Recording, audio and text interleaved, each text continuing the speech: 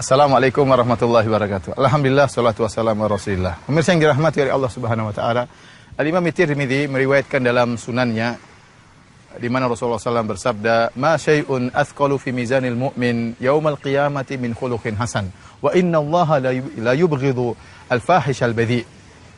Sungguhnya ya, tidak ada satu pun yang paling berat di timbangan kebaikan seorang mukmin pada hari kiamat seperti akhlak yang mulia.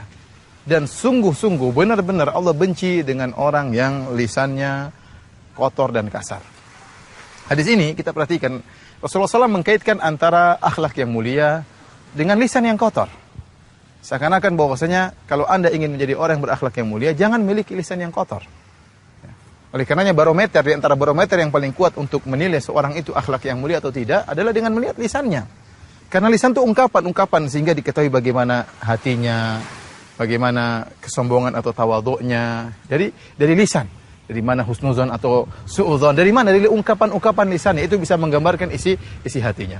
Maka benar jika kemudian standar atau barometer untuk menilai akhlak seorang buruk dengan kita lihat lisannya. Karenanya dalam hadis yang lain dalam Sahih Muslim, Rasulullah SAW bersabda, Inna syarra nasi manzilatan yaumal qiyamati indallah man wada'ahun nas ittiqa'a fuhsyih. Sungguhnya orang yang paling buruk kedudukannya pada hari kiamat di sisi Allah adalah orang yang ditinggalkan oleh masyarakat, ditinggalkan oleh teman-temannya, ditinggalkan oleh manusia. Kenapa? Ittiqa'a fuhsyih, karena takut dengan lisannya yang buruk. Takut dengan lisannya yang kotor. Hadis ini ya memberi peringatan kepada kita agar kita menjaga lisan kita. Bahkan tatkala kita menyampaikan kebenaran, tatkala kita menyuarakan al-haq, ingin menyampaikan sunnah Nabi, ingin menyampaikan tauhid, jaga lisan kita. Jangan sampai kita berkata-kata yang kasar dan kotor sehingga membuat orang lari. Orang tidak bisa terima. Kenapa? Karena kotornya lisan kita. Perhatikan dalam satu hadis tatkala datang sekelompok orang-orang Yahudi datang menemui Nabi sallallahu alaihi wasallam. Kemudian mereka mengejek Nabi, mereka mendoakan keburukan kepada Nabi. Kata mereka, assalamu alayka ya Abul Qasim. Kalau orang dengar sepintas seakan-akan mereka berkata assalamu alaik, keselamatan bagi engkau. Tetapi ternyata huruf lamnya mereka hilangkan. Mereka mengucapkan assalamu alaik, wahai Abul Qasim. Yang assam alaik, kalau assalamu alaik artinya keselamatan bagimu, tapi kalau assam artinya semoga engkau cepat mati, semoga engkau cepat mampus.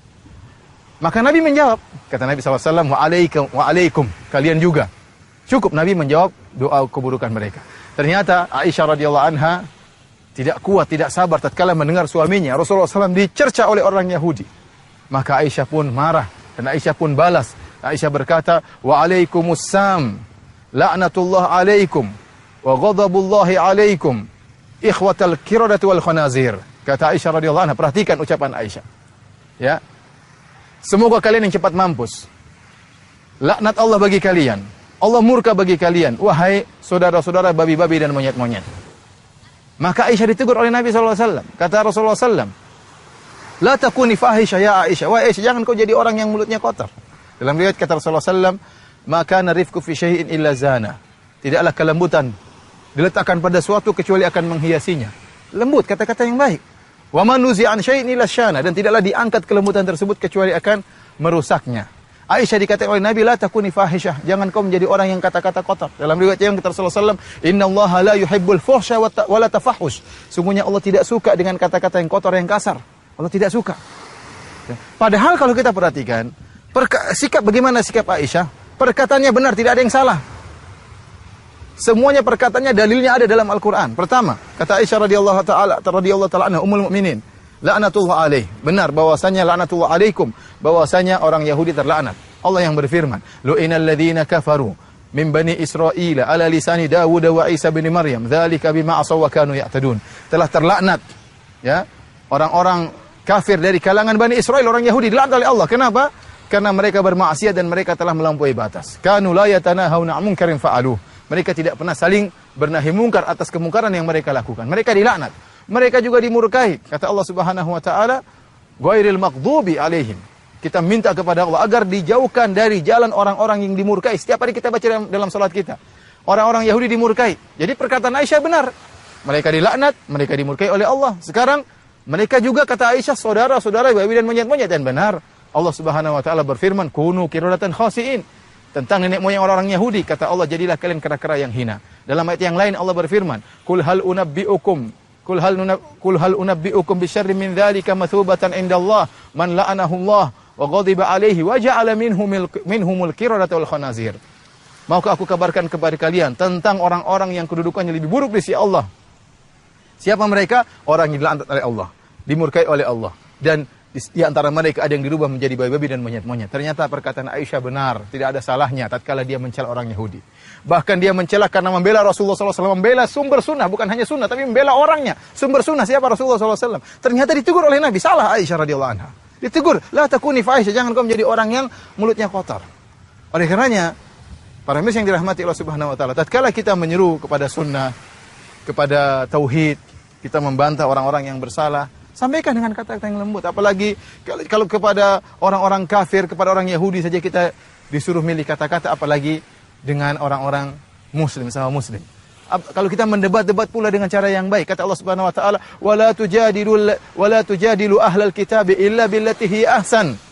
Janganlah kalian mendebat ahlul kitab kecuali dengan cara yang terbaik. Boleh berdebat dengan ahlul kitab? Boleh, tapi dengan cara yang terbaik. Nah, kalau dengan ahlul kitab, kita suruh berdebat dengan cara yang baik. Apalagi sama muslim. Apalagi sama-sama yang mengucapkan la ilaha illallah. Apalagi sama-sama yang ingin kebaikan. Maka, jaga lisan kita. Kalau kita tidak menjaga lisan kita, ingat.